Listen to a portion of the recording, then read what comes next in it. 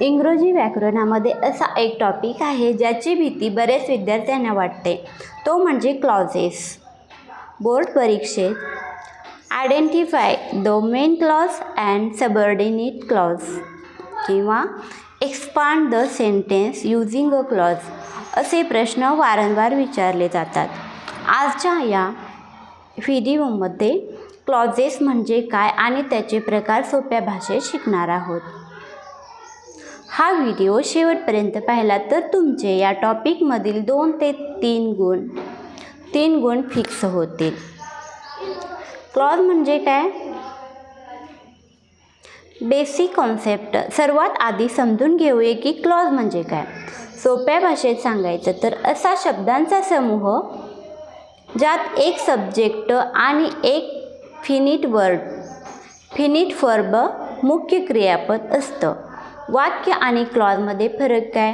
प्रत्येक वाक्यात कमीत कमी एक क्लॉज असतोच. Example, I play.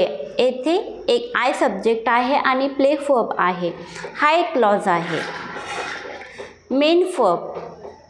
Main versus subordinate क्लॉजेसचे 2 मुख्य प्रकार पडतात. Main clause, independent clause. हे वाक्य अर्थासाठी दुसऱ्या कोणावरही अवलंबून नसते. याला स्वतःचा पूर्ण अर्थ नसतो. Example, I like the book. पूर्ण अर्थ आहे या वाक्यात. Subordinate clause, dependent clause. हे वाक्य अर्थासाठी मेन क्लॉजवर अवलंबून असते. याची सुरुवात सहसा सबऑर्डिनेटिंग कंजंक्शनने होते. बिकॉज, फिच, दॅट, इफ, वेन. फिच यू गिव्ह मी. याला स्वतःचा पूर्ण अर्थ नाही. दोन्ही मिळून वाक्य कसं बनतं? I like the book, which you give me, main clause plus subordinate clause. Subordinate क्लॉजचे 3 उपप्रकार. The big 3. बोर्ड परीक्षेसाठी आपल्याला सबऑर्डिनेट क्लॉजचे 3 प्रकार ओळखायला सांगतात. Noun clause. जर क्लॉज वाक्यात नामाचे काम करत असेल, मुख्य क्रियापदाला ने प्रश्न विचारल्यास जे उत्तर मिळतं तो नाउन क्लॉज असतो. Example, I know that he is honest. I know that he is honest. Adjective clause means विशेषण क्लॉज. जर क्लॉज नामाबद्दल अधिक माहिती देत असेल ते सहसा फू, फिच, फूज, दॅटने सुरू होतात. Example, this is the house where I was born. घराबद्दल माहिती देतोय. ॲडव्हर्ब क्लॉज, क्रियाविशेषणचं क्लॉज. हे क्लॉज वेळ, ठिकाण, कारण किंवा अट सांगतात. I will call you when I reach home. वेळ सांगतोय.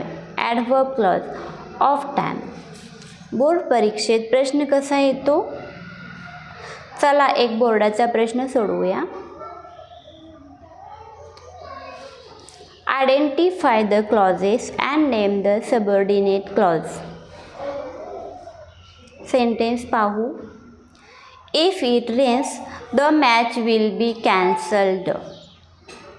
स्टेप 1, कंजंक्शन शोधा. येथे इफ आहे म्हणजे इफ इट रेन्स हा सबऑर्डिनेट क्लॉज आहे.